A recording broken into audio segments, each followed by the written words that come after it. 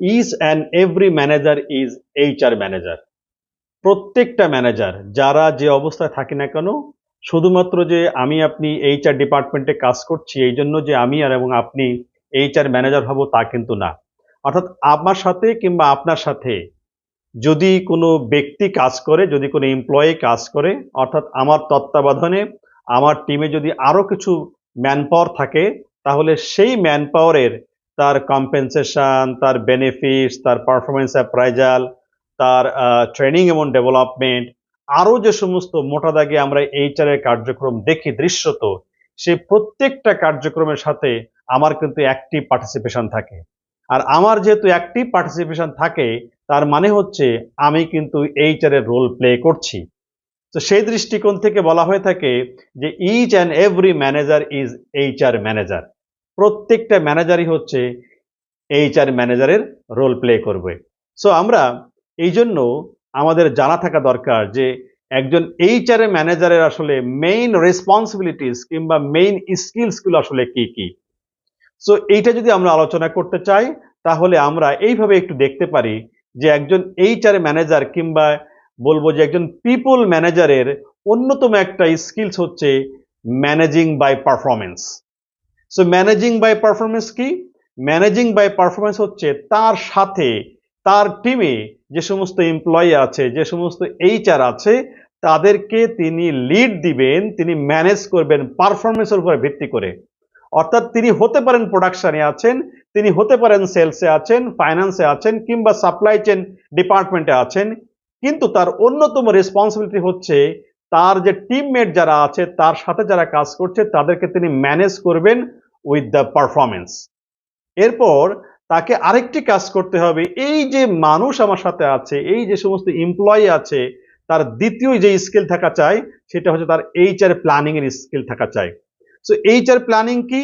HR planning হচ্ছে তাকে দেখতে হবে যে আমার ডিপার্টমেন্টের কাজ করার জন্য কিংবা আমার ইউনিটের কাজ করার জন্য যে আমি কোন সময়ে কাকে কোন জায়গাতে আমি ডিপ্লয় করব, কিংবা আমার কত শ্রম লাগবে, কত ম্যান আওয়ার লাগবে আমার সেই কাজটি করার জন্য, এই জন্য এবং কাকে কাকে আমি আসলে ট্রেনিং এ পাঠাবো, কোন সময় পাঠাবো, কোন বিষয়ের উপরে পাঠাতে হবে, কাকে আমি পারফরমেন্স ম্যানেজমেন্টে কিংবা পারফরমেন্স অ্যাপ্রাইজালে কি অবস্থায় আমি কাজ করাবো, তার কম্পেনসেশন বেনিফিটস, তার লিভ ক্যালকুলেশন, তার যে বেনিফিটস ইস্যুগুলো আছে, এই প্রত্যেকটা জায়গা থেকে আমি আগে থেকে আসলে প্ল্যানিং করব। তো সেই দৃষ্টিকোণ থেকে প্রত্যেকটা ম্যানেজারে কিন্তু এই পিপল ম্যানেজমেন্ট স্কিলস, যেটাকে আমরা বলছি প্ল্যানিং স্কিলস কিংবা এইচআর প্ল্যানিং স্কিলস থাকতে হবে। এরপরে আমরা আরেকটি স্কিলস দেখতে চাই, সেটি হচ্ছে প্রত্যেকটা ম্যানেজারই হচ্ছে একটা তার টিমের জন্য আসলে মেন্টর। সো মেন্টর কি? মেন্টর হচ্ছে সেই যিনি আসলে তার টিমমেটদেরকে পারফরমেন্সের চূড়ান্ত পর্যায়ে পৌঁছে নিয়ে যাওয়ার জন্য কিংবা পৌঁছে দেওয়ার জন্য তাকে মাঝে মাঝে সময়ে সময়ে তাদেরকে বিভিন্ন ধরনের অনুপ্রেরণামূলক কিংবা তাকে ধরে ধরে কাজ শিখিয়ে সেই জায়গাতে পৌঁছে দেওয়া এবং তাকে একটা প্রপার ফিডব্যাক দেওয়া। সো এই যে প্রপার ফিডব্যাক দেওয়ার মাধ্যমে কিংবা মেন্টরিং করার মাধ্যমে আদতে যখন একজন ম্যানেজার সে তার টিমমেটদের জন্য বা টিমের জন্য আসলে এক ধরনের প্ল্যানিং করে, এক ধরনের কার্যক্রম যখন সে করে, তখন সে সেই টিমের জন্য সে মেন্টর হয়ে যায়।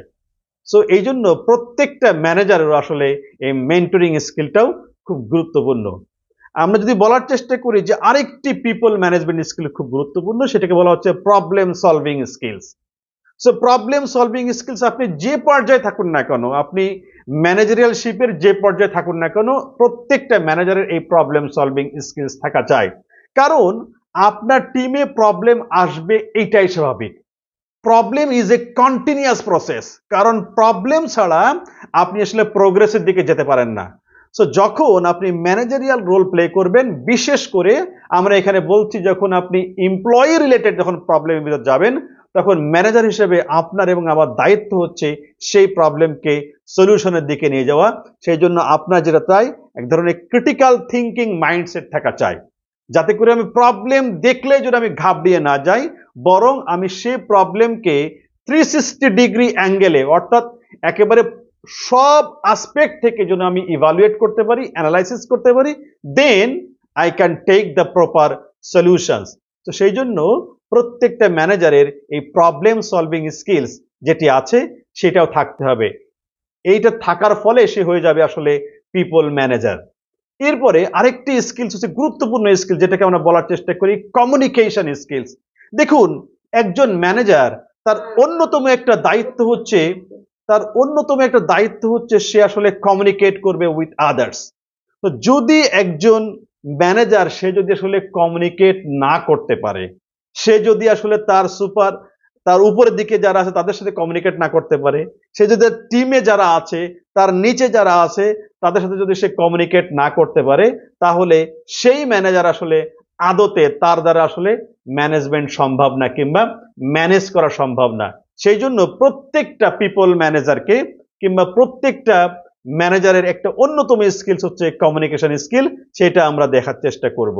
এরপরে আরেকটা স্কিলস, সেটিকে বলা হচ্ছে গিভিং ফিডব্যাক।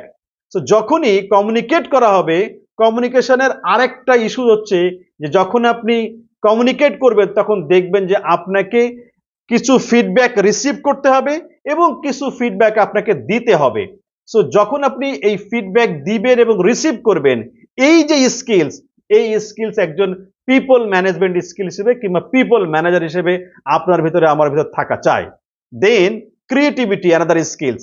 ক্রিয়েটিভিটি স্কিলস হচ্ছে আপনি উইদাউট ইনোভেটিভ আপনি কিন্তু আসলে আপনার টিমকে পরিচালনা করতে পারবেন না।